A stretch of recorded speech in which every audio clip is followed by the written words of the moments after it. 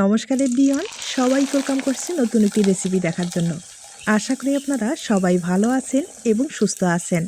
আজকে শুকনো চালের গুঁড়ো দিয়ে কলপিঠা অথবা রেশমি পিঠাও বলতে পারেন। কোনো রকম ঝামেলা ছাড়া মাত্র একটি উপকরণে পিঠাগুলো তৈরি করা যাবে। ভাপে দিতে হবে না অথবা রোদ্রে শুকাতে হবে না, সহজ পদ্ধতিতে তৈরি করে নিতে পারবেন এবং একবার তৈরি করে রেখে পুরো বছর সংরক্ষণ করে খাওয়া যাবে। এবার আসি মূল রেসিপিতে, আশা করি আপনাদের ভালো লাগবে। প্রথমে আমি এক বাটি শুকনো চালের গুঁড়ো ব্যবহার করলাম, আর এরপরে ওই বাটির মাপ করে 3 বাটি জল ব্যবহার করব। আর এই মাপটা ঠিক থাকলে যে কেউ খুব সহজ পদ্ধতিতে পিঠাগুলো তৈরি করে নিতে পারবেন। আর এখানে আমি শুকনো চালের গুঁড়োটা ব্যবহার করলাম।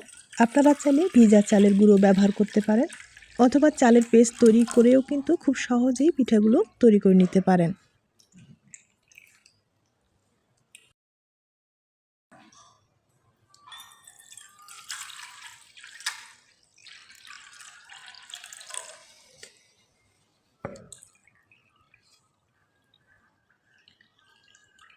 আমি এখানে বাটির মাপ করে 3 বাটি জল ব্যবহার করলাম। এবার খুব ভালোভাবে মিশিয়ে নিতে হবে। আমি সামান্য পরিমাণে অফ ক্যামেরায় একটু লবণ ব্যবহার করলাম। আপনারা কিন্তু প্রয়োজন অনুযায়ী লবণটা ব্যবহার করতে পারেন। আর এখানে কিন্তু কোনো রকম উপকরণ দেওয়ার দরকার হবে না। তবে হ্যাঁ, আপনারা যদি ঝাল পিঠা হিসেবে খেতে চান সেক্ষেত্রে কিন্তু মরিচের গুঁড়ো এবং গোলমরিচের গুঁড়োটা অ্যাড করতে পারেন, তাহলে খেতে ভালো লাগবে। আর যদি মিষ্টি পিঠা হিসেবে খেতে চান সেক্ষেত্রে কিন্তু ভেজে নেওয়ার পরেই আপনারা শিরাতে চিনির শিরা অথবা গুড়ের শিরা ব্যবহার করতে পারেন।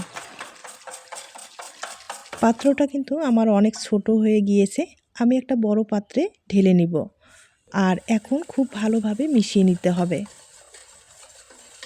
আর কোনো রকম যেন দানা থাকে না, দানাটা থাকলে ডিজাইনটা তৈরি করতে সমস্যা হয়ে যাবে। আর যদি দানা থেকেই যায় কোনো ক্রমে, তাহলে কিন্তু আপনারা একটা ছাঁকুনির সাহায্যে ছেঁকে নিতে পারেন।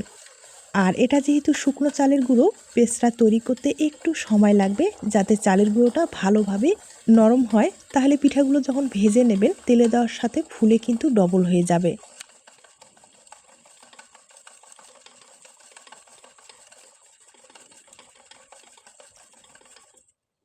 চালের পেস্টটা আমি খুব ভালোভাবে তৈরি করে নিলাম। আর এখন আপনাদের ঘনত্বটা দেখিয়ে দিচ্ছি, একটা চামচের সাহায্যে ঘনত্বটা দেখিয়ে দিচ্ছি। এর চেয়ে কিন্তু পাতলা অথবা ঘন তৈরি করা যাবে না। তবে হ্যাঁ, আবারও বলছি, আপনারা যখন শুকনো চালের গুঁড়ো ব্যবহার করবেন যে কোনো পাত্রে কিন্তু মাপ দিয়ে ব্যবহার করবেন।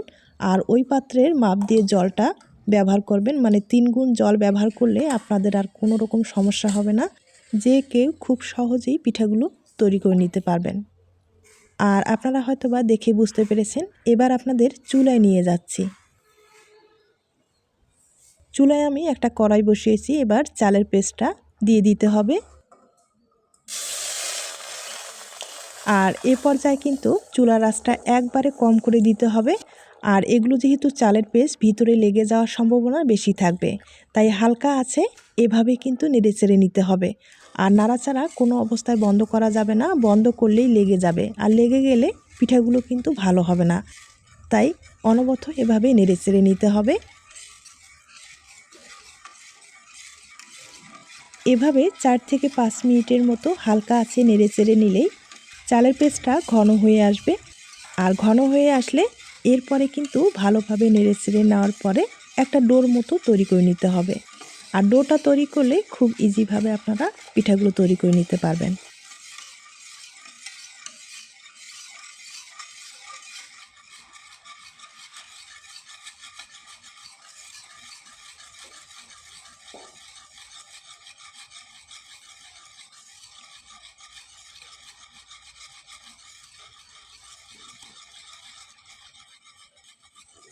চালের পেস্টটা ঘন হয়ে আসছে আর ভিতরে কিন্তু লেগে যাচ্ছে, তাই হ্যান্ড উইচটা বাদ দিয়ে এখন কিন্তু একটা চামচের সাহায্যে খুব ভালোভাবে আমি নেড়েচেড়ে নিব আর একটা ডোর মতো তৈরি করে নেব।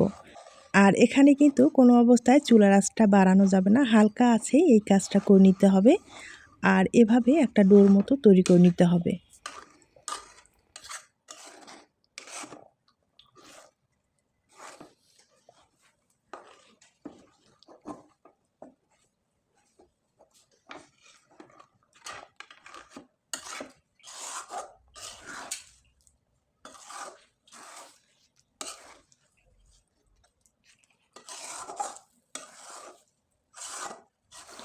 ডোটা যেন ভালোভাবে সিদ্ধ হয় সেদিকেও লক্ষ্য রাখতে হবে।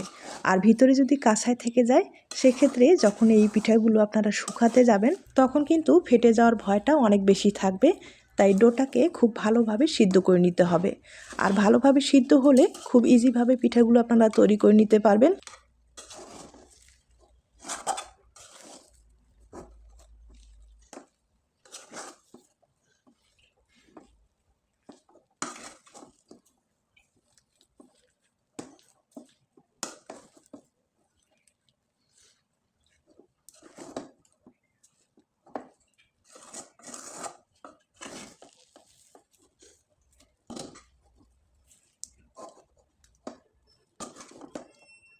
ডোটা আমি খুব ভালোভাবে তৈরি করে নিলাম আর ভালোভাবে সিদ্ধ হয়েছে।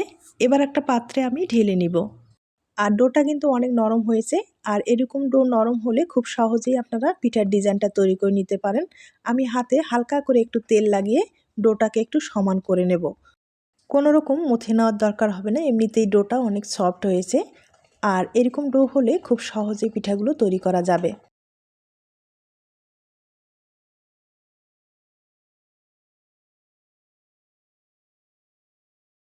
দেখতেই পারছেন ডোটা কিন্তু খুব সুন্দর মতো তৈরি করে নিলাম। আর এখন পিঠার ডিজাইনটা তৈরি করে দেখিয়ে দিচ্ছি। পিঠার ডিজাইনটা তৈরি করার জন্য এখানে লাগবে একটা সিরিঞ্জের সাহায্যে খুব সহজেই এই পিঠাগুলো তৈরি করা যাবে। তবে আপনাদের যদি মেশিন থাকে মেশিনের সাহায্যে এই পিঠাগুলো তৈরি করে নিতে পারেন। আর যাদের মেশিন নেই তারা কিন্তু সিরিঞ্জ ব্যবহার করতে পারেন। সিরিঞ্জের সাহায্যে খুব সহজেই এরকম ধরনের পিঠাগুলো তৈরি করা যায়। আর দেখতেই পাচ্ছেন এখানে কিন্তু কোনো রকম ঝামেলা নেই। আর পিঠার যে বাড়তি অংশটা আছে একটু ভালোভাবে কিন্তু জোড়া লাগিয়ে দিতে হবে, না হলে এগুলো কিন্তু ভাজার ক্ষেত্রে খুলে আসে। খুলে আসলে শেপটা নষ্ট হয়ে যায়, দেখতে অতটা ভালো লাগে না। তাই হালকাভাবে একটু চাপ দিয়ে জোড়া লাগিয়ে দিতে হবে। একইভাবে আমি আরও কয়েকটা আপনাদের তৈরি করে দেখিয়ে দিচ্ছি। আর এই পিঠাগুলো কিন্তু তৈরি করতে বেশি সময় লাগে না, শুধু ডোটা রেডি করতে যেটুকু সময় লাগে আর পিঠাগুলো তৈরি করতে কিন্তু এতটা সময় লাগবে না। শুধু ডোগুলো সিরিঞ্জে ঢুকিয়ে এভাবে চাপ দিলেই কিন্তু পিঠাগুলো তৈরি হয়ে যাবে। তবে এই পিঠাগুলো যে শুকিয়েই খাওয়া যায় তা না, আপনারা চাইলে এখন এই পিঠাগুলো কিন্তু ভাপিয়ে যে কোনো তরকারির সাথে খেতে পারেন। মানে আপনাদের যে কোনো পছন্দের মাংসের সাথে খেতে পারেন, খেতে কিন্তু খুব ভালো লাগবে। আপনারা চাইলে ট্রাই করতে পারেন। কিংবা হঠাৎ কোনো অতিথি আপ্যায়নে ঝটপট এই ধরনের পিঠাগুলো বানিয়ে দিতে পারেন।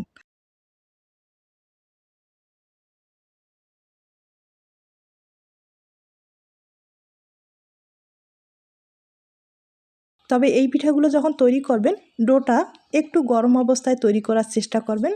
আর ঠান্ডা হয়ে গেলে ডোটা কিন্তু একটু শক্ত হয়ে গেলে সিরিঞ্জ দিয়ে পিঠাগুলো তৈরি করতে একটু সমস্যা হয়ে যাবে, মানে একটু কষ্ট হয়ে যাবে। তার জন্য গরম অবস্থায় পিঠাগুলো তৈরি করলে অনেক সুবিধা হবে, কষ্টও হবে না এবং পিঠাগুলো খুব তাড়াতাড়ি হয়ে যাবে।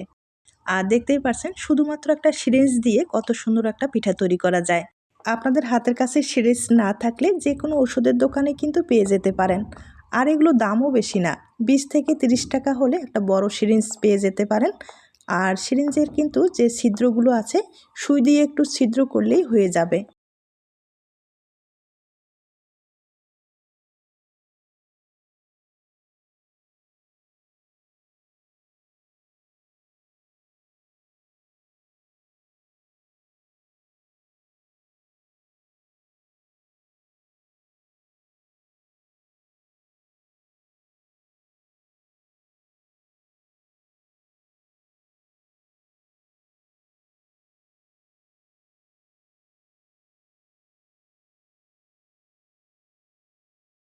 আমি আপনাদের কয়েকটা পিঠা তৈরি করে দেখিয়ে দিলাম। আর দেখতেই পারছেন আমি কিন্তু সামান্য একটু ডোয়ে ফুড কালার ব্যবহার করলাম। তবে ফুড কালার যদি আপনাদের পছন্দ হয় দিয়ে দিবেন, আর না হলে স্কিপ করতে পারেন, কোনো সমস্যা নেই। সাদাটাই কিন্তু দেখতে বেশি ভালো লাগে। তবে হ্যাঁ, এই পিঠাগুলো আপনাদের যদি রৌদ্রের ব্যবস্থা থাকে সেক্ষেত্রে রৌদ্রে শুকিয়ে নেবেন। আমি কিন্তু ফ্যানের নিচে রেখে শুকিয়ে নেব। আর শুকানোর পরে দেখিয়ে দিচ্ছি। এগুলো যদি পুরো রাত্রে ফ্যানের নিচে এভাবে রেখে দেওয়া যায় তাহলে কিন্তু খুব সহজেই শুকিয়ে যায়, দেখতেই পারছেন। আমি রাত্রে এভাবে ফ্যানের নিচে রেখে দিয়েছিলাম আর এক রাত লেগেছে শুকাতে। দেখতেই পারছেন শুকানোর পরে কতটা সুন্দর হয়েছে। তবে আবারও বলছি আপনাদের যদি রৌদ্রের ব্যবস্থা থাকে সেক্ষেত্রে কিন্তু রৌদ্রে শুকিয়ে নেবেন। আর রোদ্রে শুকালে পুরো বছর সংরক্ষণ করে খাওয়া যাবে। আর যখন খেতে ইচ্ছে করবে তখন শুধু তেলে ভেজে খেতে পারেন, কিংবা হঠাৎ কোনো অতিথি আপ্যায়নে আপনারা ঝটপট এই ধরনের পিঠাগুলো ভেজে গুড়ের শিরা অথবা চিনির শিরা দিয়ে পরিবেশন করতে পারেন। এখন আপনাদের কয়েকটা পিঠা আমি তেলে ভেজে দেখিয়ে দিচ্ছি। এবার চলুন আপনাদের আবার চুলায় নিয়ে যাচ্ছি।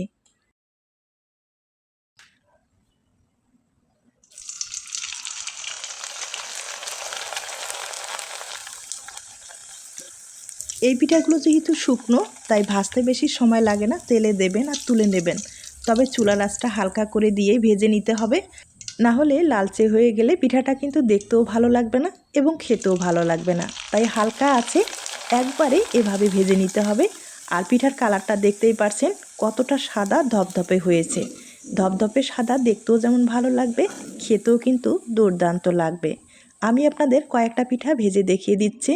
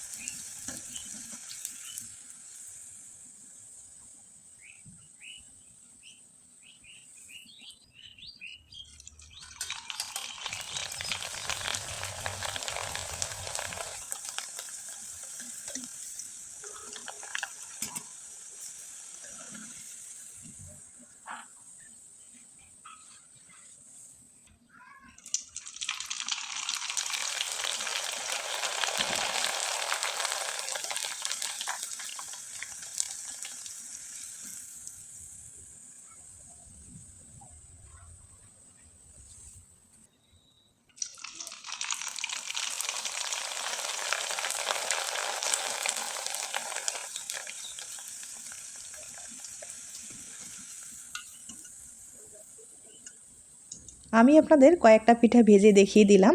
আর ভেজে নেওয়ার পরে দেখতেই পারছেন পিঠাগুলো কতটা সুন্দর হয়েছে। আমি কিন্তু সামান্য পরিমাণে একটু চিনি ছড়িয়ে দেব, তাহলে পিঠাটা খেতে ভালো লাগবে। তবে আবারও বলবো, আপনারা যদি শিরাটা পছন্দ করেন সেক্ষেত্রে চিনির শিরা অথবা গুড়ের শিরা দিয়ে খেতে পারেন।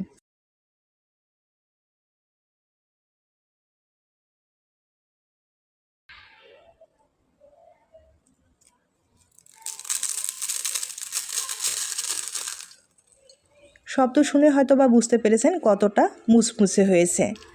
আজ তাহলে এ পর্যন্ত। নতুন কোনো রেসিপির সাথে আবার দেখা হবে। নতুন রেসিপির জন্য সবাইকে আমন্ত্রণ রইল। সবাই ভালো থাকবেন, সুস্থ থাকবেন এবং নিরাপদে থাকবেন।